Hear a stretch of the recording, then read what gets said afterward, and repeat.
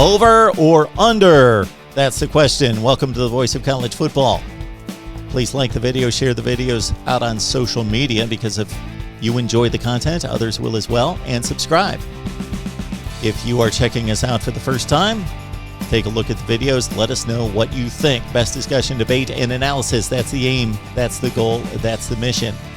This is what I typically do when the over-under numbers are released, is I'll go through the entire list, and of course there are certain teams and numbers that pop out at me. Then of course I've got to go to the schedule. So this is the list of my initial reaction. Then I'm going to clarify what suggestions I would make for entertainment purposes only. All right.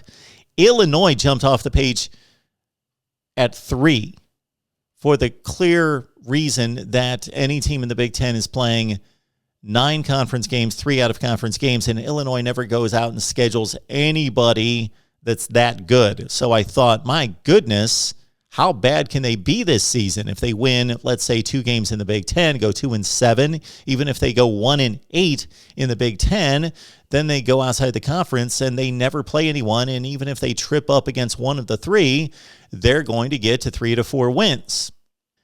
Nebraska out of the gate. They most likely lose that game, although they beat the Huskers last season. They got Texas San Antonio and a game at Virginia, which you've got to think that the Cavaliers are going to win that game about 75 to 80% of the time. So the odds are stacked against them there. But Illinois should have 1 win at that point in the season. Then they've got Maryland. They've got Purdue on the road. They've got Charlotte, so they should beat Charlotte. But Illinois has a history of losing games like that in recent years. They've got Wisconsin. That's almost certainly going to be a loss. So if you look at that next block of games, after you chalk up the win against Texas San Antonio, most likely, the win against Charlotte, most likely, if they can beat either Maryland or Purdue, then they get you to 3 wins, and you at least have a push. Now, the rest of the season, they're going to be the underdog in all these games, except for the Rutgers game is probably a toss-up. It's at home, but Rutgers was much improved. So the formula for Illinois to get over 3 is, of course, to win the 2 non-conference games against Texas San Antonio and Charlotte, and win some semblance of 2 games against Rutgers, Purdue, and Maryland. You got to win 2 out of those 3 to get you to 4 to win the money. Therefore, I'm not necessarily suggesting Illinois is going to make it to 4 wins. All right, but that was the first one that popped out at me. The other one was Colorado. Colorado, of course, had a nice little season under Karl Doral in his first campaign, taking over for Mel Tucker and going 4-2. And moving on to the Alamo Bowl, in which they were blasted by Texas. So don't be fooled by that necessarily. Vegas is onto something here with 4.5. Although when I saw 4.5, I thought we're coming off a 4-2 season. Can't they do better than 4-8 this year? And again, much like Illinois, Colorado doesn't necessarily play the toughest non-conference seasons typically. But look at this one. Okay, Northern Colorado out of the gate. That's a win. Back-to-back against Texas A&M and Minnesota. Now, both those games are basically at home. They play Texas A&M in Denver. They play Minnesota at home. So they've got the games at home, but they're going to be a big underdog against the Aggies and a fairly substantial underdog, you would think, against Minnesota. Maybe a 4 or 5, 6-point underdog in that game. So most likely they're going to be 1-2. So Colorado playing a more difficult non-conference schedule than they almost ever do. Then I'm trying to find the victories elsewhere. They've got Arizona State and USC. Those most likely are going to be losses. They've got Arizona after a bye week. They should win that game at home, so give them 2 wins at that point. And then where are we finding the wins? Maybe at Cal, possibly, but it's a road game. They're going to be a slight underdog. Maybe at UCLA. They've got Oregon State at home. They should win that game, but that's not a given by any stretch. UCLA, Washington, Utah to finish out the season. Yes, it's difficult to find 4 wins, 5 wins for Colorado to cover. Maybe I go the under here with Colorado only winning 4 games, because you figure Northern Colorado's 1. Let's say Arizona is 2. Let's say they beat either Cal or Oregon State. That's 3. And then even if they beat UCLA or upset somebody else, that's only 4 wins. You know what? I'm going from on the fence to Colorado not meeting that 4.5 win total. Buffs go 4-8 maximum. Take that one. Buffalo 4.5, the under. All right. One more intriguing one that I bypassed, but I've got to bring this one up just because it's the one that really stands out on the board. At the bottom of the board is Kansas at 1. That's the Kansas over-under. 1. I saw that number and I thought even Kansas typically goes 2-10, 3-9 because, again, they lose all the conference games. They win one every couple of years. But they beat these FCS and Group of 5 teams usually. So let's look at this schedule. Kansas gets the opener that they should win. Then after that, and I'm not any close to an expert in FCS football, but who knows, maybe Kansas loses against South Dakota. I know it's not North Dakota State, but I don't know how capable South Dakota is. Maybe Kansas loses that game, and maybe they can't get to 1. I would think, though, that you're safe putting the money on Kansas to cover the 1, and then you at least get a push because they start the season 1-0, because look at this. Again, Kansas usually plays a very light non-conference schedule. When does Kansas ever play anybody decent? Well, they're playing 2 decent teams in Duke on the road after they play Coastal Carolina, who has handled them twice now. So they've already lost to Coastal Carolina by 15 points last year. They go on the road this time against Coastal Carolina. They're going to be a significant underdog. And then comes the Big 12 schedule. And again, the beauty of the Big 12 schedule is everybody plays everyone. So we know who Kansas is going to play. It's just how difficult is the stretch in regards to difficult teams back-to-back-to-back or road games versus home games, because if you play 9 conference games, you're either playing 5 at home or 4 on the road. But for Kansas, that really doesn't matter. They've got no home field advantage, and they're not going to be vying for a bowl season like other teams, so it would matter whether they get that 5th home game or only 4 games at home in conference. So who does Kansas have a shot of beating? Texas Tech, possibly Baylor. Those would be the 2 most likely candidates. So Kansas at 1. I would encourage you to go out and scout South Dakota. If you can go out and scout whatever their nickname is, South Dakota, and you feel comfortable that Kansas wins that game, then maybe you go, okay, I'll throw it out there that Kansas can clear the 1 win, get me to 2, and make me some money. That's a thought there. All right, so we have added Colorado unexpectedly with the under 4.5. Let's go to the other teams that I like, both the over and the under. Kentucky at 6.5. You know I love the over here. Of course I do. And as soon as I saw 6.5 for Kentucky, I went immediately to the non-conference schedule in my head, knowing that Kentucky, like some other teams that we talked about, never schedule a difficult non-conference game. They have to play Louisville every year as their ACC matchup, in-state rival. But Louisville's not that good, and Kentucky has manhandled them most of the last 3 or 4 years.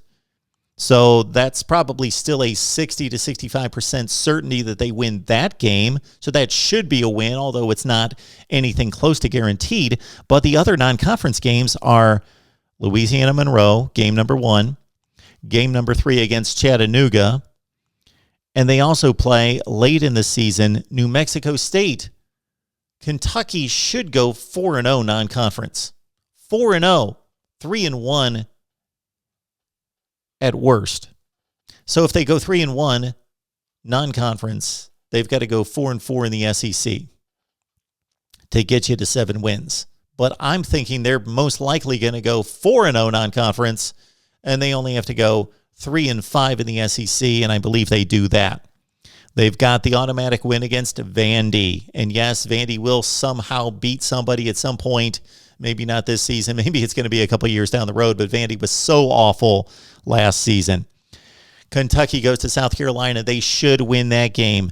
They've got, and I'm talking about the games that they have a reasonable shot at winning. I'm not even talking about pulling off an upset like LSU at home or Florida at home.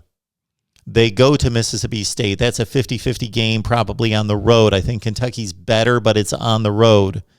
I'm going to chalk up the wins this way. Louisiana Monroe, game number 1. Chattanooga, game number 2. South Carolina on the road, game number 4. That's 3 wins. Mississippi State on the road. I'll even give them losses against Florida, LSU, and Georgia because that's most likely going to happen. Mississippi State on the road, that's a 4th win. Tennessee at home, that's a 5th win. Vandy, that's 6. New Mexico State, that's 7. Louisville, that's 8. You've got a 1.5 game cushion. Kentucky goes 7-5. They go over 6.5. All right, on to Stanford. And this one was the one that jumped out at me at 3.5. I thought, my goodness, 3.5. Well, it's going to be difficult for the Cardinal. They tripped up at 4-8 2 years ago. They only played the 6 games this past season, but rebounded at 4-2. David Shaw has much respect. Tremendous football program at one point, but they're at a crossroads there at Stanford. Let's look at the schedule. Stanford does not play a non-Power 5 team. They open the season against Kansas State in Jerry's World. So that's a toss-up. I consider that to be basically a toss-up game. I think the spread's going to be within 3 points. They go to USC. They go to Vanderbilt.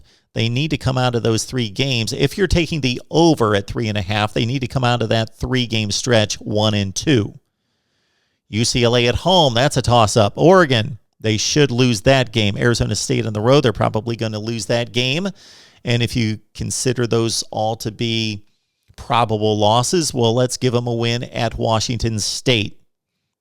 Not that that's guaranteed by any stretch. That would get them to the 3-win range. Washington, Utah are probable losses even at home. Oregon State on the road, let's say they win one of those games. I typically block games, either based on just chronology, and I look at the September games and say, okay, there's 4 opponents, they should split. Or I'll group teams together that are very much the same caliber team and say, okay, you're playing those 5 teams and they're very much the same, similar to you. You can either go 2-3 or 3-2 most likely. And then if I'm trying to look for a betting edge, then I take the worst case scenario and say, they'll go 2-3. We're going to put them at 2-3 because I want to provide myself some cushion. And then Stanford finishes the season against Cal at home, toss-up game. Notre Dame, most likely a loss. So where does Stanford get these 4 wins that I'm looking for? In the first 3 weeks of the season, they win 1 game.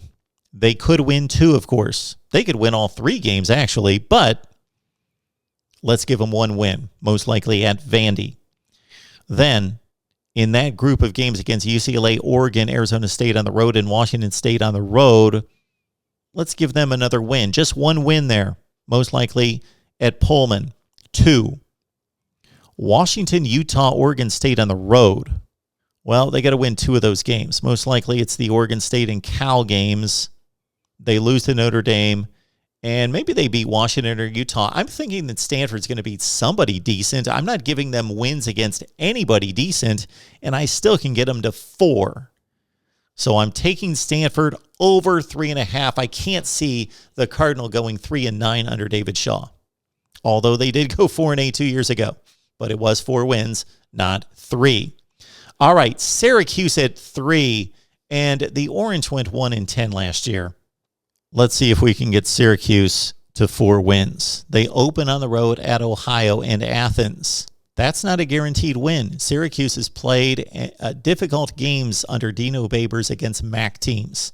And Frank Solich and Ohio, they're no joke. So that's not an automatic win.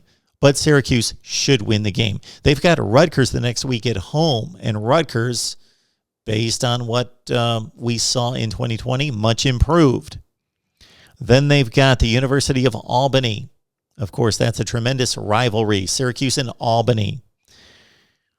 They would typically beat Liberty, you would think, but of course we know Liberty's much better than Syracuse at this point. They beat them last year by 17 points.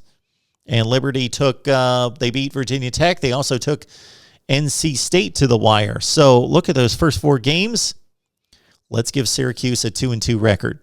Most likely 2-2 with wins over Ohio and Albany. Maybe they trip up against one of them and beat Rutgers. 2-2. They go to Florida State. They could win that game, but most likely they're going to lose that game as well. Wake Forest, Clemson, Virginia Tech, BC. These are losses across the board. Louisville on the road, NC State on the road, Pitt. I don't know if I'm finding the 4 wins I need. You know what? I'm staying away from Syracuse. Stay far, far away. They're probably going to hit that number of 3-9, but this could be a 2-10 football team in 2021. All right, let's go to UCLA. The Bruins finished last season at 3-4, following 2 dismal seasons under Chip Kelly. They went 3-9 and 4-8, so 3-4 wasn't great, but they were much improved, especially on the field. The 3-4 record doesn't sound impressive, but UCLA was better in 2021. Okay, Vegas has them at 7 wins. 7. So if you bet the over, UCLA's got to go 8-4. Hawaii should be a win at home, but not guaranteed. Should be a win at home. UCLA has not won a Group of 5 game under Chip Kelly, albeit these games are against Cincinnati and I believe San Diego State, but still, I think he's 0-4. Hawaii, LSU. They're losing to LSU at home. I know the early spread's only 3. I'm not seeing that. Fresno State could be a loss, but let's say they win that game. That's 2. 2-1. They go to Stanford. They could win that game. There's 3. Arizona State, Arizona, let's say they split those. They get to 4 wins. They go to Washington. They've got Oregon. They go to Utah. They probably lose all 3 of those games. Maybe they win 1. We still only have them at 4 wins. Colorado at home, 5. They split with USC and Cal. Most likely that's the Cal game at the Rose Bowl to finish the season. That's 6 wins. They're under 7. I gave them a lot of wins there. I gave them Hawaii, Fresno State. I gave them Stanford. I gave them Arizona. I gave them Colorado and Cal. And that's still only 6 wins. And even if they get to another win, you push and you take your money back and all is even. I don't see UCLA getting to 8 wins. I think you're safe taking the under 7 for UCLA. I know that people are going to let me know that they have a ton of productivity and roster talent back. We put the term talent with UCLA right now in quotes. UCLA under 7. Okay, this is the last team that hit me when I saw the number before looking at the schedule. Wisconsin at 9.5. I have great respect for the Badgers. You know that. I talk about Wisconsin football all the time. I love the Badgers. Great respect for the way they develop talent and win football games and stay in the top 10 to 15 in the nation. 9.5. Let's look at it because I knew that they played Notre Dame. So let's look at the rest of the schedule. Penn State at Camp Randall right out of the gate. They should win the game just because it's at home. That's a very close matchup, of course, against Penn State. That'll be a fascinating game outside of Clemson, Georgia, most likely the game that I want to see more than any other in week 1. Eastern Michigan's a win. So let's say Wisconsin's 2-0 at this point. Then they play Notre Dame. That's a toss-up game. It's at Soldier Field. They may be a slight underdog in that one. Let's say they beat Michigan. Let's say they're 3-1 after 4 games. They go to Illinois. They get to 5. They beat Army 6. They go to Purdue 7.